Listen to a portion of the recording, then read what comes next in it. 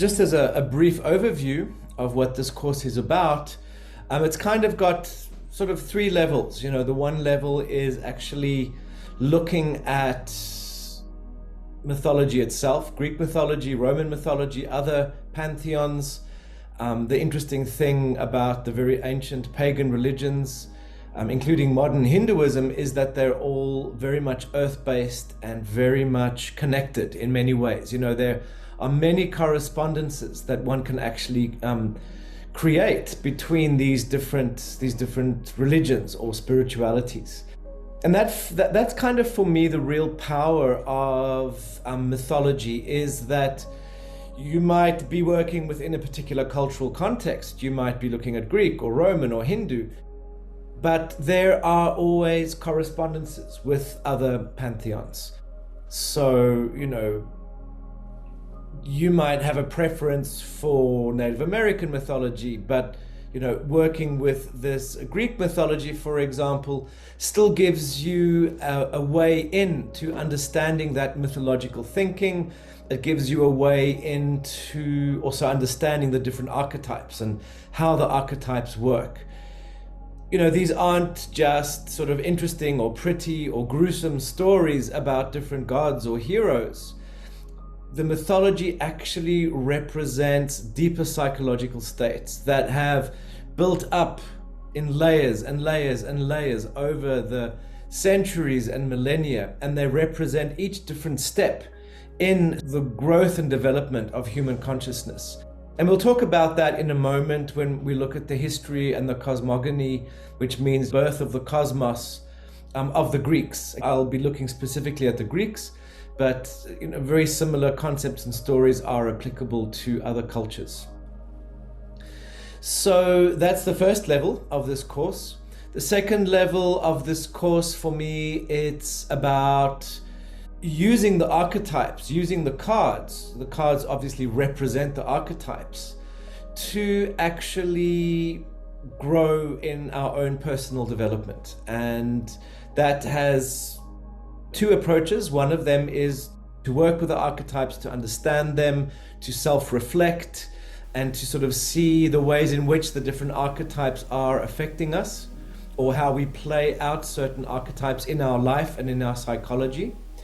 And then on another level, this course will be about developing a spiritual relationship with the archetypes, spiritual practices, working with an altar, working with prayer and mantra and so forth, in order to actually create a relationship with these energies. These aren't dry psychological states of consciousness. They're not textbook patterns of human behavior.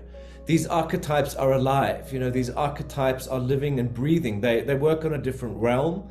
They work according to different rules, but they are very much alive. And we can access that aliveness through opening our consciousness to that. And again, these gods and goddesses aren't just statues or concepts. They actually are based on forces of nature. So the god Apollo for the Greeks, the god Sol Invictus for the Romans, the god Inti for the Peruvians, is the sun. What does the sun represent? What is the sun more than just a source of light during the day? There's a whole story, and there's a whole sort of myriad of meaning that can be extrapolated from just observing the sun, from interacting with the sun. The sun is light, the sun is abundance, the sun is also then about our inner spiritual sun that we learn to develop as we work with and contemplate the external sun.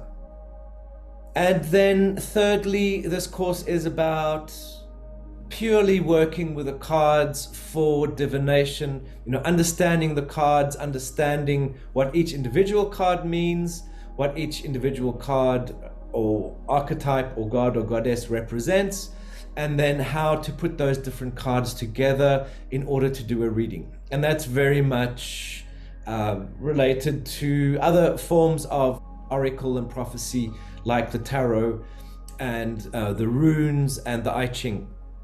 So, there's that principle of we kind of use this tool as a means for the divine, for the gods and goddesses, for synchronicity to speak to us, to give us information about our lives. Our lives in this context is the macrocosm, it's the bigger picture.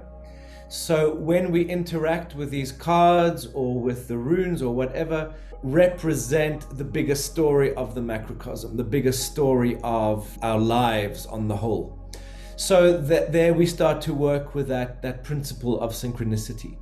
So what that means, of course, is that mythology is alive. This isn't a history lesson. This isn't about, psychological concepts and, patterns and so forth.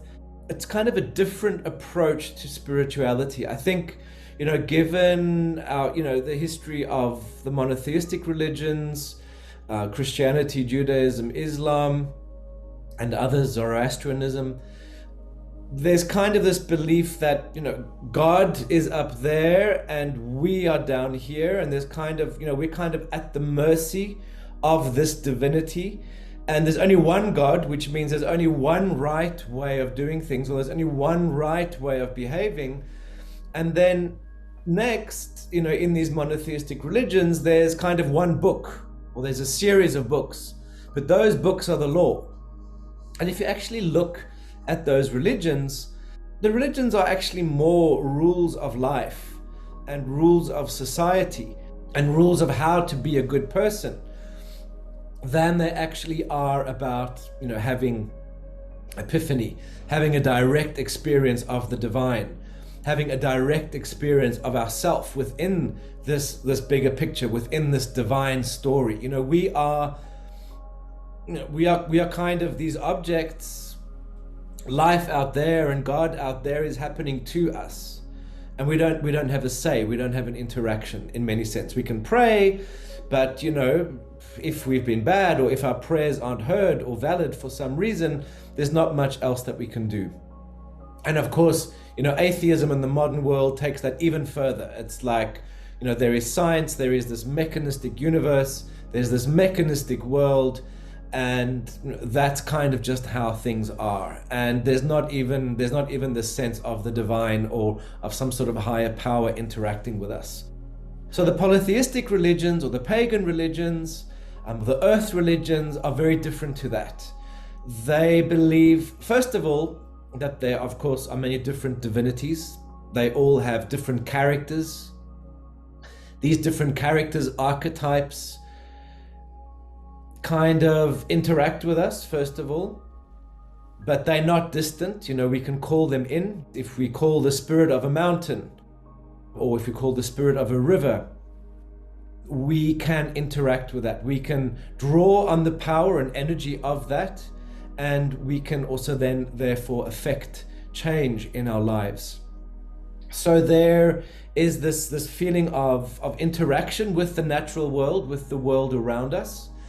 And secondly, there is this sense of different archetypes, different gods and goddesses interact in our subconscious minds and in our lives through messages, through promptings, through inspiration, through events that happen to us. And we as individuals have a kind of predisposition to be more inclined to be more like one or the other of these divinities. So we might have a natural archetypal predisposition to being more, let's say, Hermes-like, which is sort of the traveler and the person who doesn't put down roots. Or we might be more like Zeus, in the sense that we are very much about authority and order in our lives and about creating the stability. We might be like Athena, who's kind of more of the career person, who's more focused on sort of intellectual pursuits and worldly pursuits. Or otherwise like Artemis, who's the goddess of the forest, who loves nature, who loves children, who loves animals. And that is where she gets her kind of energy from. So we all have these predispositions, these archetypal predispositions, and of course, understanding these allows us to understand ourselves better, to understand our lives better. But we can work with these archetypes in a proactive way, whereby we say, well, in my life at this time, I've done being the parent, and I've done sort of the hero Zeus energy in my life, but now I actually want to develop my career, which means that I'm going to consciously call on the energy of Athena or Apollo, if it's a more artistic route that one wants to take. I'm going to call on that energy in order to affect change. And that's, of course, where magic and manifestation comes in. So the archetypes, on the one hand, are a mirror of ourselves, or one could say maybe even an imprint on our souls, on the one hand. And then on the other hand, the archetypes are the means for us to create magic, the means for us to make change in our lives, in our inner worlds, in our outer worlds. And of course, that's where the oracle side, the prophecy side comes in, is that we are looking to some sort of tool. We're looking to the laws of synchronicity to come in and show us something, to show us the way, to show us possibilities. So it's not only, let's say, through the cards, but it's also then about the signs that we see in our lives, when certain events happen.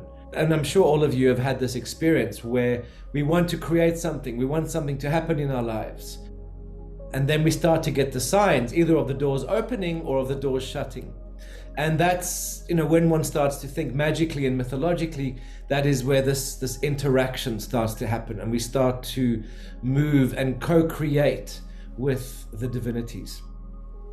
The fact that these ancient earth religions were polytheistic, meaning that there were many different gods and goddesses, doesn't mean that they weren't at the same time aware of the fact that there is kind of a greater divinity, maybe an even more impersonal divinity.